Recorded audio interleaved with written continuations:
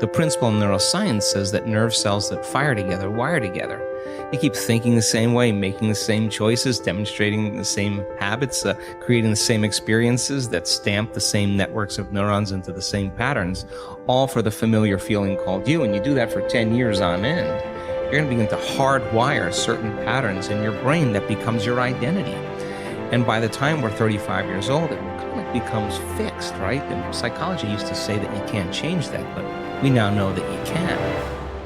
Henry David Thoreau had probably the greatest definition of success that I have ever heard. He said, if you advance confidently in the direction of your own dreams and endeavor to live the life which you have imagined, you will meet with a success unexpected in common hours. It will chase after you if you can place into your imagination what it is that you would like to attract and begin to feel it. That which you feel yourself to be, you are. And you are given that which you are. So assume the feeling that would be yours were you already in possession of your wish. And your wish must be realized. So live in the feeling of being the one you want to be, and that you shall be. Inspire yourself into the right direction. Look, find things to latch onto, hook on to things that inspire you, fill your eyes and your soul with them, and know that this is your power. This is the advantage you have over everyone else. You fill yourself up with things that inspire you and fuel you day after day after day. See, if you're playing it safe, you're not going to win. If you're playing it safe, like that old saying, you were taught when you were a little girl, better to be safe than sorry. Well, that's a bunch of crap. It's not better to be safe than sorry. It's by trying things that you figure out how far you can go. You got to get outside the box. Like it's reported, Edison tried 3,000 ways before he built the incandescent light. He said he didn't fail 3,000 times. He said there was 3,000 different steps to building a light bulb. Well, there's different steps to get to where you're going. And I really do treat winning and losing exactly the same. I do not let it upset me. So as you begin to look at this decade and affirming that this is your decade, as you set goals that will make you stretch, that will bring out the best in you, as you begin to remove the negative, toxic people from your life, as you decide to take some chances in life, and that's one of the things that's very important. Viscard said, if you're not willing to risk, you cannot grow. And if you cannot grow, you cannot become your best. And if you cannot become your best, you cannot be happy. You can't be happy. And what else is there? This is time for a little truth here. Maybe you need to become much wiser than you are at the moment. You need to become stronger. You need to have better health. Maybe you need a little coaching to really become the person I want to become. I'm going to have some coaching. Physical coaching, spiritual coaching, developing skills coaching. To be the influence you want to be, you got to build an incredible reputation. What kind of person must I be to attract all that I want in life and the people that I want and the opportunities that I want? You knock on the door and opportunity opens. You must stand there as a very attractive person, or you may not be invited. One of the most mysterious and unique phrases that Jesus ever used. Here's what he said. I stand at the door and if you opened the door, would you probably invite him in? This extraordinary person. You say, wow, yeah. And he said, if you invite me, I'll come in, sit down, talk things over. For you to be that kind of attractive person, that if you knocked on the door of opportunity and it opened and you stood there, would you be the kind of person that opportunity would say, come right in and sit down and let's talk about the future? What kind of person?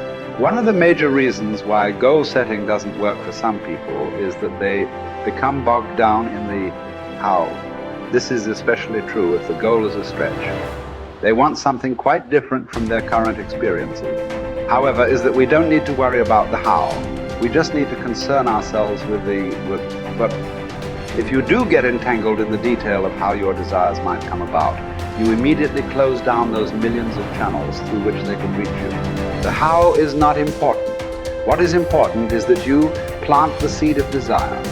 Nourish it with clear visualization of the ripened fruit. Water it with sincere faith. But leave the means to universal mind. Open up your mind. Clear out the channels of thought. Keep yourself in a state of receptivity. Gain a mental attitude in which you are constantly expecting good. It is these positive expectations that are so critical to success. When looking at the tiniest building blocks of life, scientists were astounded to discover that the particles behave differently depending on what the scientists observing them expected. It's the same in your life. We will rise or fall to meet our expectations, or those others have with us. No doubt you will have heard of the self-fulfilling prophecy. But do you know who first coined the term? It was a sociologist called Robert K. Merton. In his book, Social Theory and Social Structure, he states, the self-fulfilling prophecy is, in the beginning, a false definite of the situations, evoking a new behavior which makes the original false conception come true. This specious validity of the self-fulfilling prophecy perpetuates a reign of error. For the prophet will cite the actual course of events as proof that he was right from the very beginning. In other words, if you make up your mind about something, then you immediately influence your behavior and ultimately your results.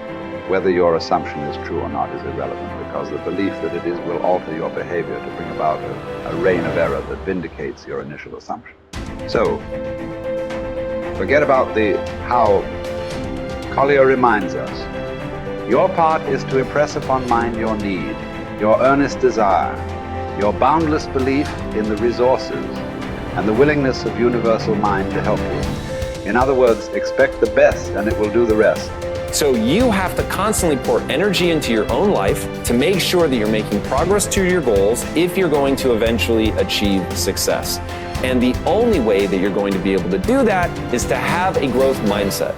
Now, really simply, a growth mindset is that you believe that your talent and intelligence are not fixed traits, that you can get better at something as you put time and energy into getting better at that thing. It's what I call the only belief that matters.